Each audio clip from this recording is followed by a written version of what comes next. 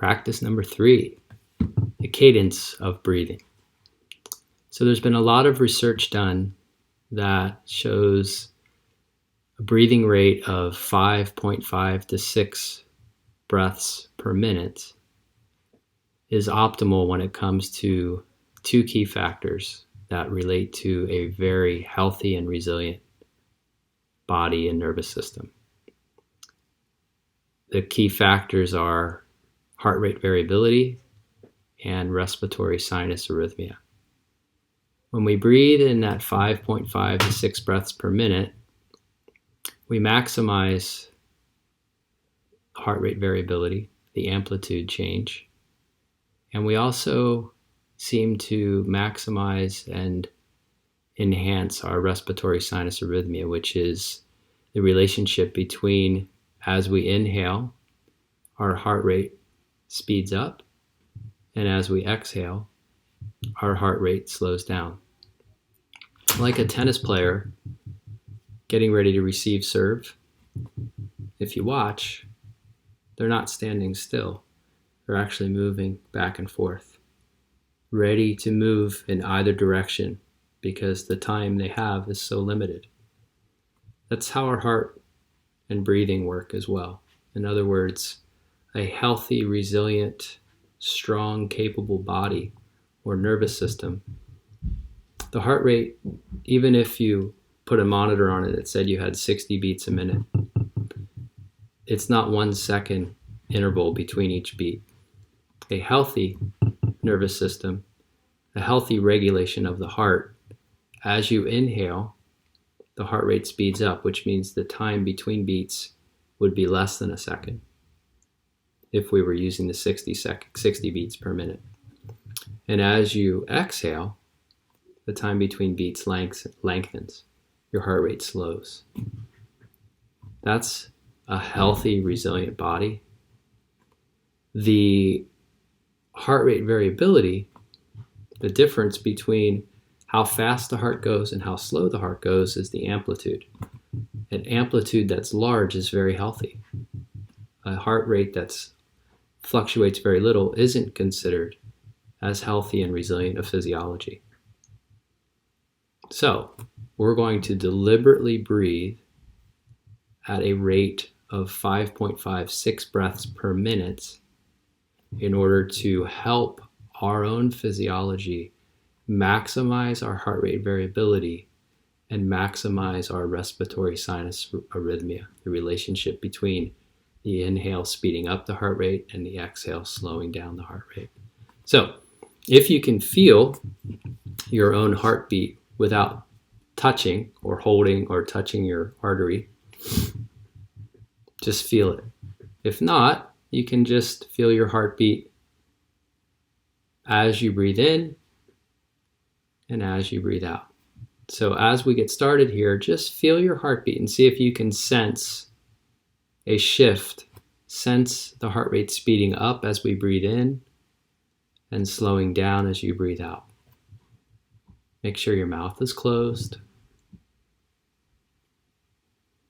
And what will be helpful is if you deliberately lengthen your exhale. So make your exhale 1.5 to 2 times longer than your inhale. So if you can feel your heartbeat, count the number of beats on the inhale, and then add a couple of beats for the exhale. In other words, slow down the exhale so that you have more heartbeats than you have during the inhale. And just start to get a sense of that pace, that heart rate variability. How as you breathe in, the heart rate speeds up, and as you breathe out, the heart rate slows down. And now we're going to deliberately breathe together. So just follow my lead. So we're going to inhale for a count of 5 and exhale for a count of 5. So we're going to have the same length. This is called coherent breathing. And it, based on research, maximizes the shift in amplitude between the in-breath and the out-breath, the speeding up of the heart and the slowing down. So I'll just set the cadence just for a few breaths so you get the idea of it. So it's in, 2, 3, 4, 5, out, 2, 3, 4, and 5.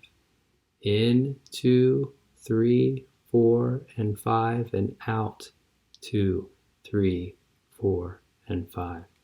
In, 2, 3, 4, and 5, and out, 2, 3, 4, and 5. So that's coherent breathing, and you can stay in that rhythm. It's 5 seconds in and 5 seconds out. No pause, just continuous shifting from in to out, in to out. Another variation is you could do 4 seconds in, 6 seconds out.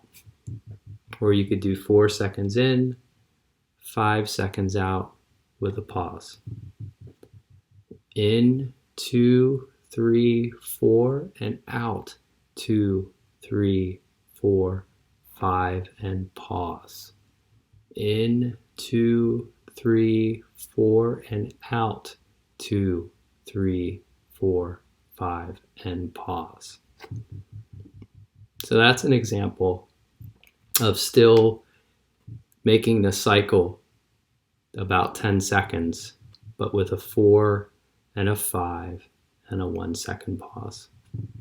Play around with it, but the bottom line is when we get into that slower rhythm, whether it's 5 and 5, 4, 5, 1, 4, and 6, we're deliberately and skillfully shifting our heart rate variability into a more healthy, resilient place and our respiratory sinus arrhythmia. And it's really good for us. We'll also notice maybe a sense of calm strength, a sense of capability, a relaxing of the body.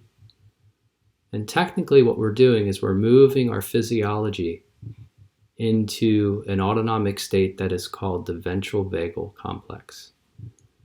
It's the place in our nervous system that feels safe and connected, and where we'll experience life as an opportunity, as open to connection, to possibility. We're creative, we're at peace, we're at ease, contented. It's a wonderful place, and it's actually based on our physiology, first and foremost. Thank you.